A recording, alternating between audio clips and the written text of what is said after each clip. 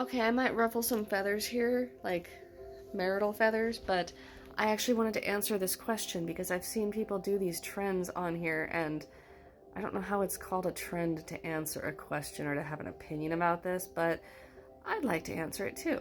Because why not? I'm married, going on 11 years. So this might ruffle some feathers, but who in your marriage comes first? Your spouse, your kids, God, whoever you have in your marriage. Who comes first? Now, a lot of people are going to say their kids. A lot of moms mostly. I haven't seen a whole lot of dads say that. And they will mostly say, my wife comes first. That is the correct question. Sorry, that is the correct answer. I apologize. The reason I say this is because you and your husband, you and your wife, you are the united force. You chose to bring those kids into the world. And yes, you will say that's why they come first, because you chose to bring them into this world. Yes. But what else are you choosing? Let me explain, okay? When you choose to have kids, you have the conversations while your kid is in that womb. How do we want to raise this kid? What values do we want to have? What rules do we want to set? What do we want punishments to be when they're naughty? A lot more. These are just small variables. Here's my thought. If you and your spouse are not a united front, that kid's gonna see it. That's where playing parents off on each other comes into play.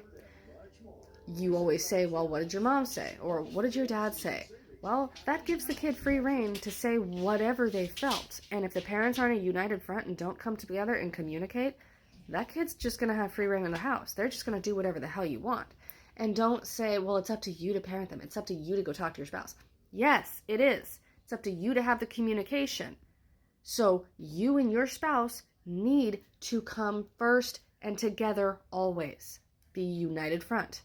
You cannot forget to be a husband and wife just because you became a mom and a dad. It doesn't work that way.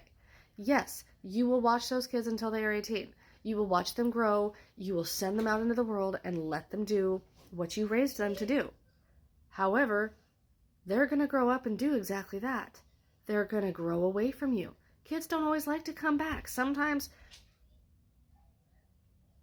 it's hard to really, just think that your kids won't show up for you in old age, but honestly, most people end up in hospice and nursing homes. Their kids hardly ever come around.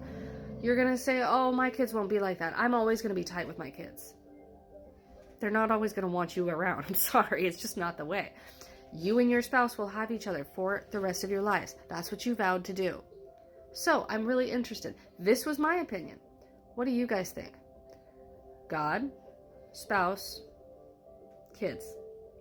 If you're atheist or agnostic, you don't have to choose the God, but spouse or kids. What's your opinion? I'd love to know.